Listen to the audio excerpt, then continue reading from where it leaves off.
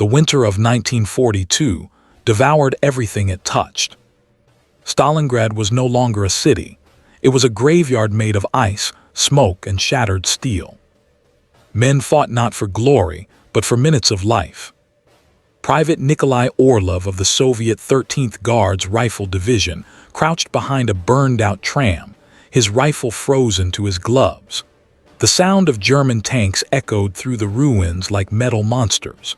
His breath rose in small white clouds as he whispered to his comrade, Sergei Antonov. "Do you ever think we'll get out of this city alive?" Sergei gave a grim smile. "Alive, no, but we'll make them remember us." They had been fighting for 3 months without relief, without warmth, without sleep. The Volga River behind them was a sheet of frozen glass, the only barrier between them and certain death. That night, when the shelling finally ceased for a moment, Nikolai heard something strange, a faint voice carried by the wind. It sounded like singing. A woman's voice, soft and haunting, echoing from somewhere beneath the ruins. At first, he thought he was hallucinating, starvation and frostbite playing tricks on his mind. But then Sergei heard it too. And the melody, it wasn't Russian, it was German. The next morning, Nikolai followed the sound to a collapsed apartment building. Beneath the rubble, he found a small door leading into the old city sewers, and from there, faint traces of smoke and candlelight. Against every order, he descended into the dark. Inside, hidden from the chaos above, was something that shouldn't have existed in Stalingrad. A German field nurse, alive, wounded, and tending to both Soviet and German soldiers alike.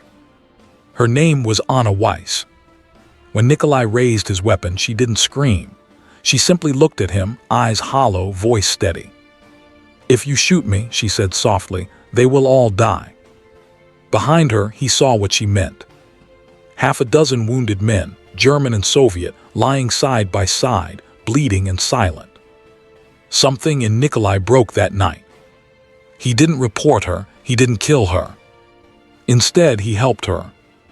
They shared food, silence, and a fragile, impossible truce beneath the city that was dying above them. But as days turned into weeks, the war above began to shift, and soon, Nikolai would discover that Anna wasn't just a nurse. She was part of something far darker and far more dangerous than either side could imagine. The war above had turned into a storm of fire. By January 1943, Stalingrad was a wasteland. Buildings that once reached for the sky were now piles of ash, and every shadow hid either a sniper or a ghost. But far below the streets, in the forgotten tunnels of the old sewer system, Nikolai Orlov and Anna Weiss lived in a fragile peace. Every night, he'd hear the thunder of artillery above, and every morning he'd wake to find Anna still there, silent, methodical, her hands always trembling slightly as she dressed wounds and whispered prayers in German. One evening, as the ground above shook from another bombardment, Nikolai asked the question that had haunted him since he found her. "Who are you really, Anna?" She paused, then smiled just faintly. "Someone who stopped believing in uniforms," she said, "but someone who still believes in mercy." Her words sounded honest, until Nikolai found the radio. Hidden inside a broken medical crate, beneath rolls of bandages, was a small transmitter, German military issue. Its battery was nearly dead, but still warm. He confronted her instantly, gun raised, eyes wild. "You're no nurse," he hissed. "You're sending messages to the enemy." Anna didn't deny it. She simply looked at him with a sadness that made his anger falter. "If I tell you the truth," she said softly, "you won't believe me." Then she opened a small notebook, pages filled with names, locations, and strange markings. "I was ordered to report Soviet positions," she whispered, "but I never did. I was sending something else." "What?" "Coordinates of mass graves, locations of the civilians both armies buried beneath the snow.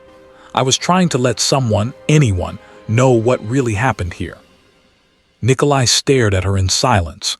He didn't know whether to believe her or to end her right there. 3 nights later, the tunnels were breached. A Soviet patrol stumbled upon their hidden refuge. Gunfire erupted, chaos echoing through the narrow passageways.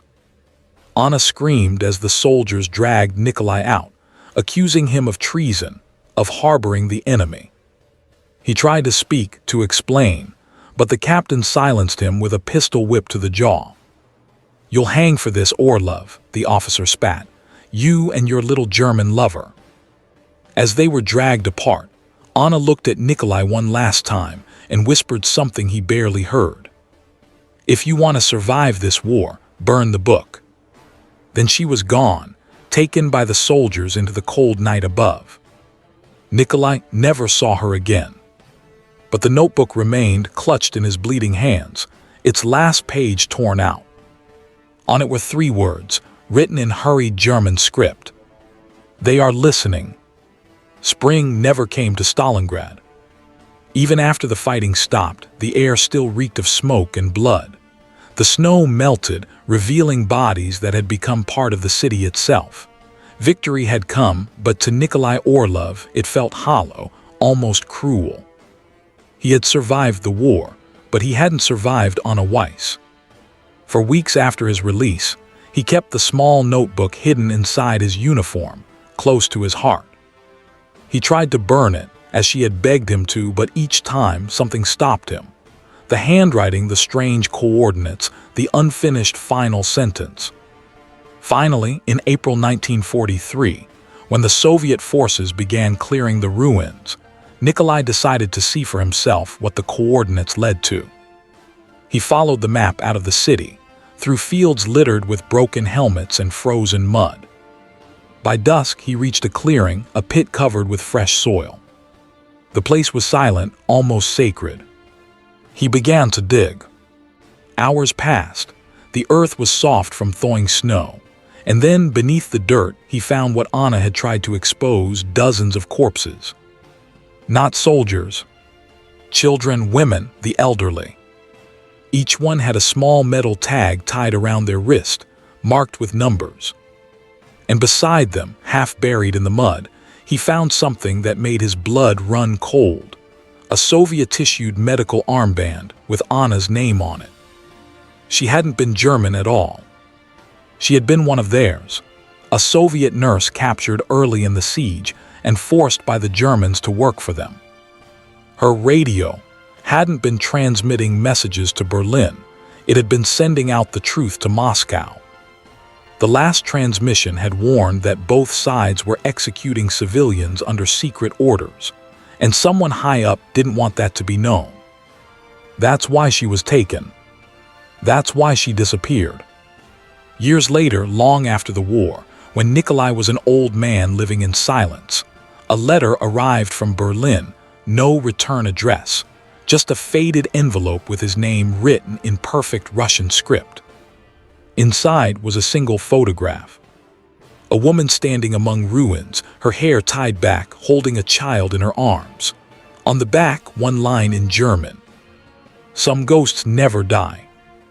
He stared at it for a long time, the melody of that soft German song echoing once more in his mind. And that night, for the first time in decades, he whispered her name aloud. Anna. The wind outside his window answered, low, cold, and endless, like the city of Stalingrad itself breathing once again.